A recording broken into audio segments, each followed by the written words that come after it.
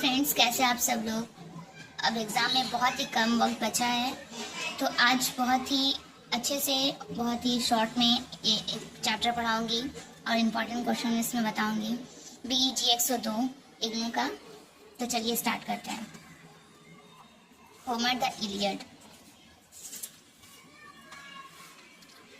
Approaching the Iliad, the epic and the Homeric tradition. तो ये सब आप लोगों को एक बार इसका ऑब्जेक्टिव और इंट्रोडक्शन रीड कर लीजिएगा। मैं जस्ट जल्दी अच्छे से एक्सप्लेन कर देती हूँ एग्जाम पॉइंट ऑफ व्यू से।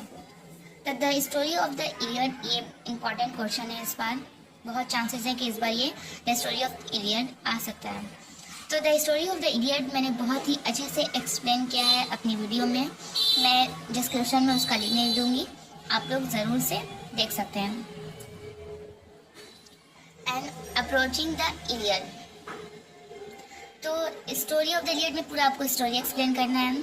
अप्रोचिंग द इलियड में आपको बताना है कि स्टोरी कैसा है, किस टाइप का स्टोरी है, काइंड्स ऑफ स्टोरी क्या है, एंड स्टोरी को कैसे समझा जा सकता है, स्टोरी को समझने का क्या तरीका है, और क्या ये बहुत ही हार्ड या सिंपल में स्टोरी है।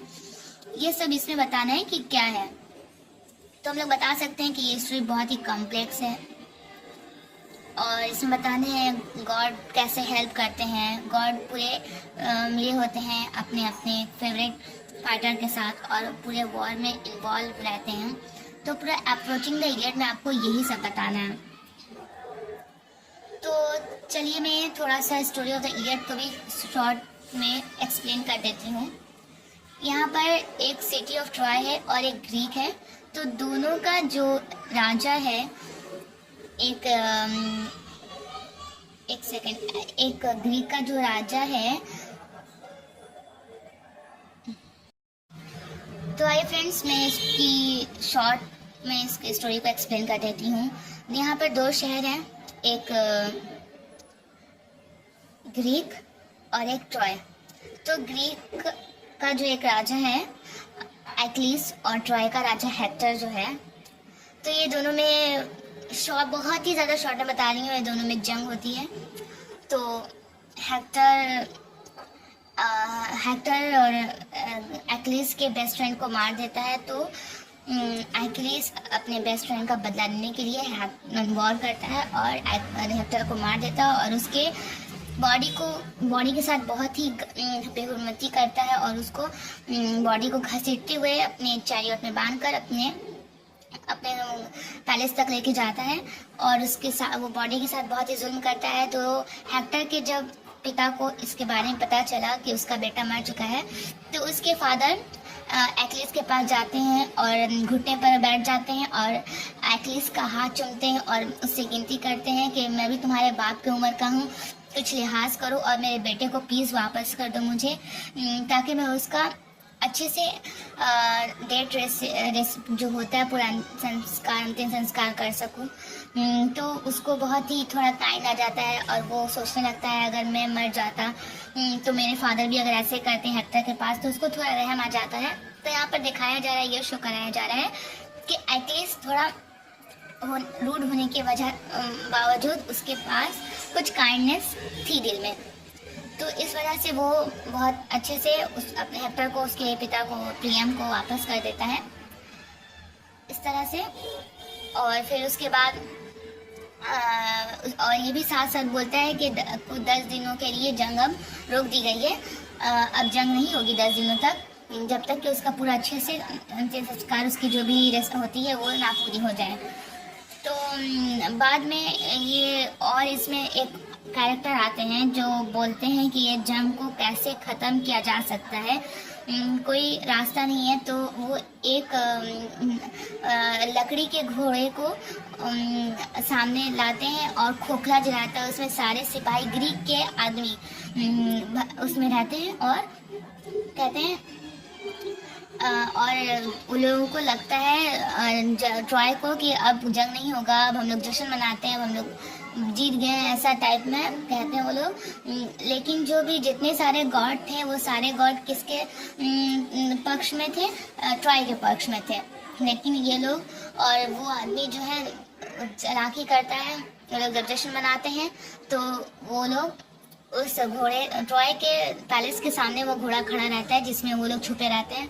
जब लोग जश्न मनाते हैं तो उन लोगों को मौका मिल जाता है, वो निकल कर उसमें से सारे ट्रॉय के पैलेस में जितने लोग रहते हैं मार देते हैं और जंग जीत जाते हैं। तो ये जंग इस तरह से खत्म होती है। जंग की होने की मेन वजह ये है कि एक बहुत ही खूबसूरत वर्ल्ड की एक खातून रहती है जिसका नाम हेलेन रहता है, जिसको ग्रीक वालों ने, एगामेम्नॉन ने उसको अगवा कर लिया रहता है, जिस वजह से ये पूरी घटना इतनी बड़ी जंग वजह बनती है। तो ये अप्रोचिंग द इलियड में आपको जो मैंने बताया ये पूरे अच्छे से आप एक्सप्लेन कर सकते हैं कि जंग की स्टोरी, काइंड ऑफ स्टोरी क्या है, इसको आसान है समझना कैसा है, इसका अल्फाज कौन सा कैसा इस्तेमाल किया गया है, इस तरह का आपको इसने बस बताना है। अप्रोचिंग द इलियड भी इम्पोर्टेंट क्वेश्चन है। डिफिनेशन ऑफ एपिक, इसको पढ़ लीजिएगा, ये भी थोड़ा सा इम्पोर्टेंट नहीं मानेंगे इसको, बस कुछ हद तक है, बस आप एक बार रीड आउट कर लीजिएगा, एग्जाम में आ जाए तो आप इसको अपने लैंग्वेज में लिख सकें। And characteristics of an epic, ये बहुत इंपॉर्टेंट क्वेश्चन है। तो हम लोग यहाँ पे पढ़ते हैं इपिक की क्या खासियत है।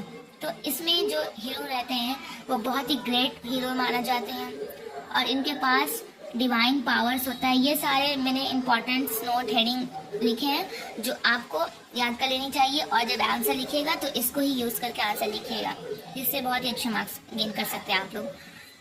तो एपिक में ग्रेट हीरो रहते हैं, डिवाइन पावर्स रहता है उन लोगों के पास, बिग स्टोरी रहती है, बहुत ही लार्ज स्केल की बहुत ही लार्ज स्टोरी रहती है। एपिक छोटी स्टोरी नहीं हो सकती है। मैक्सिमम मिनिमम 24 बुक्स में लिखी रहती है, मैक्सिमम होगी तो इसके double. And high moral values होती है इसमें। ब्यूटीफुल लैंग्वेज, बहुत ही खूबसूरत लैंग्वेज में इसे लिखा जाता है ताकि बहुत ही वजन रहे और समझ अच्छा लगे कि एपिक है। And one main plot, unity of action होती है। Clear beginning, theme started early, मतलब जब ये एपिक स्टार्ट किया जाता है तो शुरुआत में ही बता दिया जाता है कि क्या मेन इसका है, थीम क्या है। The poet tells the main idea or theme of the story in the beginning lines. तो पोइट जो रहते हैं वो बिगनिंग लाइन में ही बता देते हैं एपिक का थीम क्या है। Invocation to muse starts in the middle in media ares. Epic begins in the middle of the action. Epics की शुरुआत होती है मिडल ऑफ द एक्शन, मतलब कभी भी एपिक आपको ये शुरू में नहीं मिलेगा कि एक राजा रहता है, एक रानी रहती है, ऐसा होता है, ये से नहीं मिलेगा।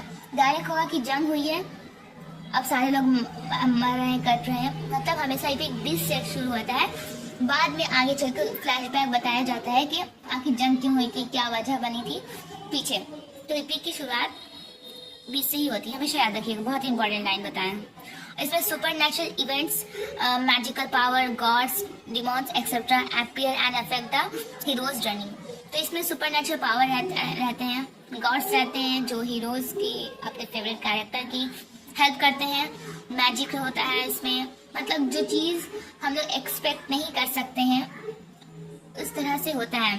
गॉड्स पूरे वॉर में इन्वॉल्व रहते हैं इस तरह से। और सेट्स एंड फैमिली ट्री, और इसमें पूरी फैमिली ट्री बताई जाती है कि मेरे दादा के दादा यहाँ से हैं, वहाँ से हैं, जाके किसी को बोलने में वजन बढ़ा रहे हैं कि हम लोग यहाँ से मतलब शुरू करते हैं। तो उम्मीद है आप लोगों को कैरेक्टरिस्टिक्स ऑफ एन एपिक समझ में आई होगी। बहुत ही अच्छे से इसको नोट कर लीजिएगा और एग्जाम में इसी तरह से लेके आइएगा, बहुत ही अच्छा मार्क्स आप गेन कर सकते हैं। जो मैंने समझाया है पूरे ये पेज में और ये पेज में पूरा बताया गया है, एक बार रीड आउट कीजिएगा, बहुत ही अच्छे समझ में आ जाएगा आप लोग को।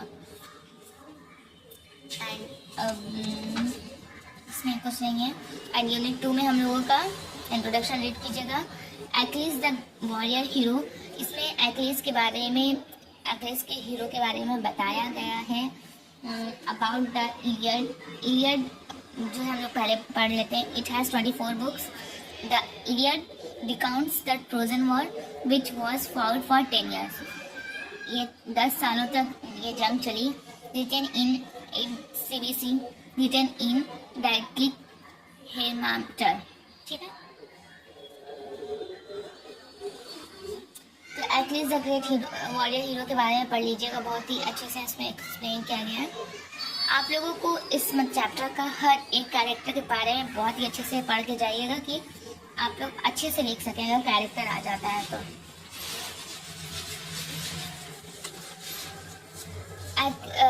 हेक्टर एंड एक्किलीज, इसमें ये बताया गया है हेक्टर और एक्किलीज के अलग अलग बताया गया है। तो दोनों जो कैरेक्टर हैं बहुत ही ज़बरदस्त कैरेक्टर हैं, दोनों में अलग अलग खूबियाँ और खासियत हैं। जो खासियत हेक्टर में है तो वो एक्किलीज में नहीं नज़र आती है। तो ये डिसाइड इस तरह से होगा कि जब ये पोयम या एपिक जब लिखा गया था तो उस वक्त में कौन से कैसे राजा को अहमियत दी जाती थी और किस बल पर एक्सेप्ट किया जाता था कि ये बहुत ही बहादुर और ये है। तो पहले के टाइम में ये नहीं देखा जाता था कि लोग काइंडनेस या है कि नहीं। जब ये लिखा गया था ग्रीक में, देखा जाता है कि राजा रिवेंज कर रहा है या नहीं, जंग कर रहा है या नहीं, और कैसे मतलब जंग कर रहा है या नहीं, बहादुर है या नहीं। मेन इसमें ये क्वालिटी और खासियत देखी जाती थी जो हम लोगों को एक्किलीज में मिलती है और यहाँ पे हेक्टर में मिलती है। लेकिन हेक्टर बहुत ही ज़्यादा काइंड पर्सन इंसान था। ये इसकी जंग करने की वजह थी अपने देश के लिए लड़ता था, लेकिन एक्किलीज की जंग करने की वजह इसकी ओन थी, खुद की थी कि ये अपने ईगो और सेल्फ रेस्पेक्ट में आकर जंग करने की पहले तो अपने ईगो की वजह से जंग करने से मना किया, लेकिन जब इसका दोस्त बेस्ट फ्रेंड मर गया तो इसे बहुत ही ज़्यादा लगा, तो रिवेंज लेने के लिए, बदला लेने के लिए इसने जंग किया। तो लेकिन एक्किलीज की कहीं ना कहीं ये भी खासियत दिखती है, काइंड मेहरबानी उसका होता है। जब हेक्टर का बाप प्रियम आता है एक्किलीज के पास और उससे बोलता है कि मेरे बेटे को बॉडी को वापस कर दो, मैं तो तुम्हारे बाप जैसा हूँ। तो उस वक्त एक्किलीज बहुत ही ज़्यादा इमोशनल हो जाता है। इसको आप इमेजिन करें अपने जहन में रखकर कि एक्किलीज ऐसा है, लेकिन किस तरह से वो पूरा इमोशनल हुआ, किस तरह से उसके बाप ने, प्रियम ने कहा होगा, और बहुत ही ज़्यादा यहाँ पे इमोशनल सीन रहता है। तो बहुत कुछ खासियत है दोनों में। तो अब यहाँ पे ये पूछा जा रहा है कि who is the hero of the Iliad, Iliad का हीरो कौन था। तो यहाँ पर हमने जैसे बोला कि दोनों उस समय किसको ज़्यादा लोग प्रेफर करते थे, तो ये लाइन जो इवेंट से लेकर वॉर तक मैंने इसको किया है, इसको एड कर लीजिएगा, इम्पोर्टेंट लाइन है और भी समझ में आएगा। वही देखा जा रहा है कि दोनों ही बहुत ही ज़्यादा बहादुर और ग्रेट हीरो हैं और दोनों के पास ही वो खूबियाँ और खासियत थी जो एक ग्रीक के समय में एक हीरो के अंदर होनी चाहिए। ये अलग बात है कि हेक्टर जंग हार जाते हैं।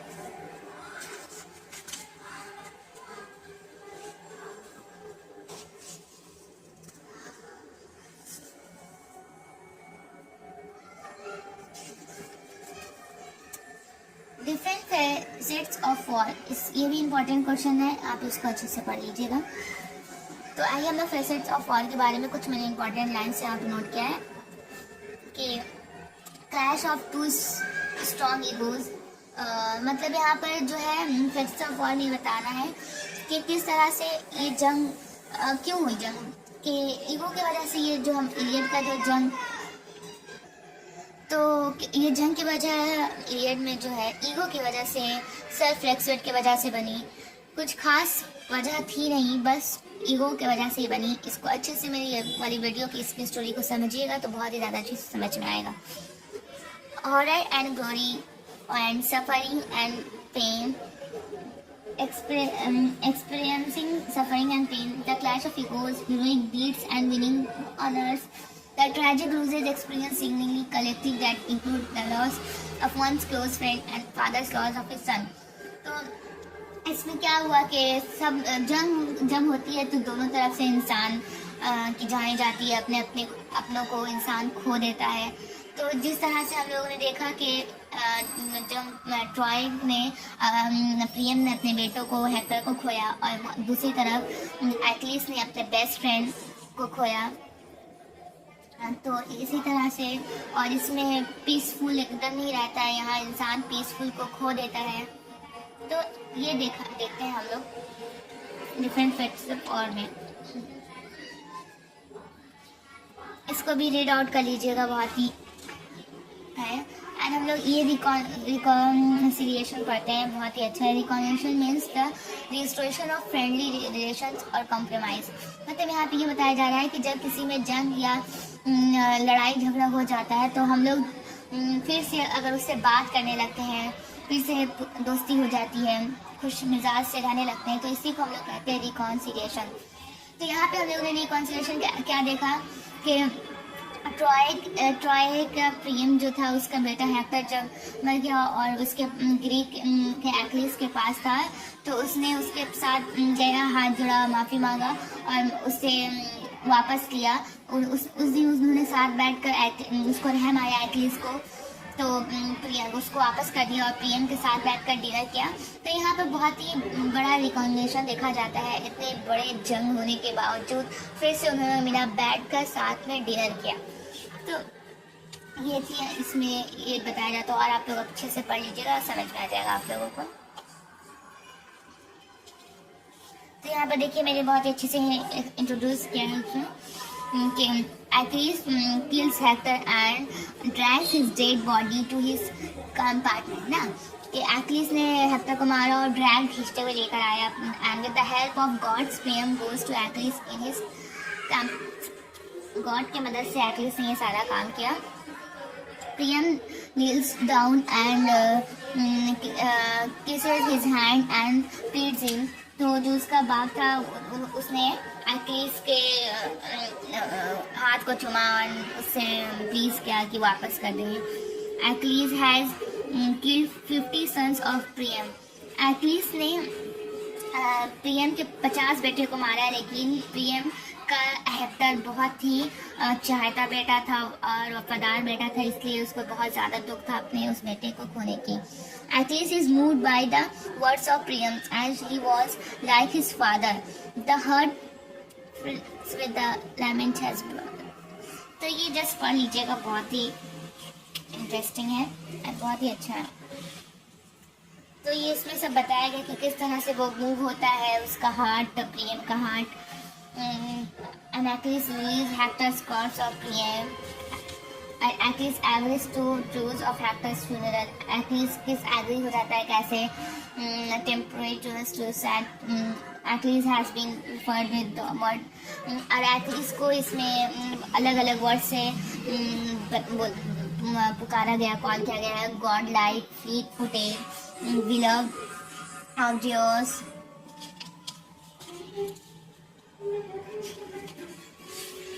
तो इसमें लेसन फ्रॉम द वर्ड्स इसमें ये बताया गया है, जो प्लाटो रहते हैं और दो होमर है, इन्होंने अपना अपना पॉइंट ऑफ व्यू क्या दिया है कि क्या इलियड है, इलियड से क्या मिलता है। तो जो प्लाटो रहते हैं उन्होंने ये कहा है कि ये एक हेल्पलेस एंड स्टोरी है, इसमें सिर्फ जंग हो रहा है, कोई पीस नहीं है, और ये इससे ना कोई पॉलिटिकल और कोई भी खास इसमें कोई मतलब कोई सीख नहीं मिल रही है, कुछ टीच नहीं मिल रही है हम लोगों को, इस तरह से इन्होंने बताया है।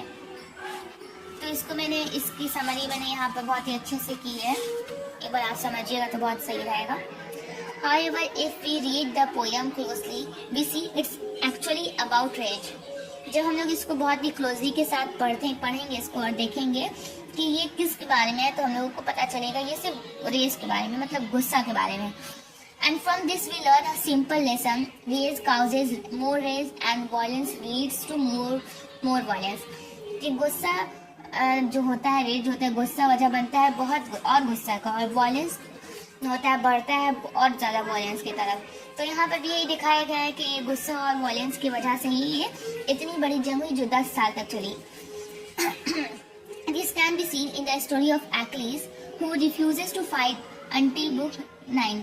तो एक्लिस ने कब मना कर दिया था एगामेम्नॉन को कि मैं फाइट नहीं करूँगा, जब उसने उसकी जो लड़की उसने अगवा करके लेके आया था उसे छीन लिया जाता है, तो वो गुस्से में आकर, ईगो में आकर वो गुस्सा मना कर देता है।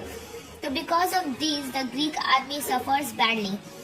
When his close friend Patroclus enters the war wearing Achilles' armor, many events follow. He kills the Trojan warrior Spadon. तो इस वजह से बहुत ही ज़्यादा उन लोगों को नुकसान होता है, बहुत ही बुरे सफ़र से वो लोग गुजरते हैं. तो एक्लीस का जो दोस्त रहता है पैट्रोकस, वो बोलता है कि तुम प्लीज़ आर्मी ज्वाइन कर लो. वो बोलते हैं नहीं ज्वाइन करेंगे. तो बोलता है ठीक है, तुम मुझे अपना जो है वो पहनने वाला वेयरिंग आर्मर वो मुझे दे दो ताकि सब समझे कि मैं एक्लीस हूँ. तो वो चला जाता है, तो वो मारा जाता है. तो इसके ही आकर वो बहुत ही उदास होता है एक्लीस. तो अपने बेस्ट फ्रेंड पैट्रोकल्स का बदला लेने के लिए जंग करता है और वो वहाँ जाता है तो हेक्टर को मार देता है. To fight and kills Hector. The poem talks about all this violence in a very calm tone, as if just reporting it, but if we look deeper, we can see Achilles' softer side. तो ये सब सिर्फ violence और race की वजह से हुआ, लेकिन जब हम लोग डीप में पढ़ेंगे इसको और समझेंगे और तो देखेंगे एक्लीस का सॉफ्ट साइड भी है. जब उसको बॉडी को वापस करता है और साथ बैठकर डिनर करता है इतने जंग होने के बावजूद. For example, when Patroclus comes to him crying, Achilles talks to him gently and lovingly. He shows friendship, care and loyalty. Even though he is known for his anger, he even gives his own armor to Patroclus to help save the Greek ships. So we see that the world of the Iliad is not only about anger. It also has moments of love and emotion. तो हम लोग देखते हैं कि इसमें सिर्फ anger और violence नहीं, इसमें मोमेंट ऑफ लव, इमोशन सब कुछ है. ज़्यादा डीपली में और अच्छे से पढ़ने पर, इमेजिन करने पर समझ में आएगा. तो ये थी आप लोगों की. तो एग्ज़ाम में जो मैंने बताया ये ब्लॉक 1 से ये सारा कुछ इम्पॉर्टेंट है. बहुत ही अच्छे से पढ़िएगा दोस्तों, और प्लीज़ चैनल को सब्सक्राइब करना और शेयर करना ना भूलें. और एग्ज़ाम कैसा गया और क्या और चाहते हैं, क्या डाउट है, कमेंट में प्लीज़ बताइएगा. Thank you.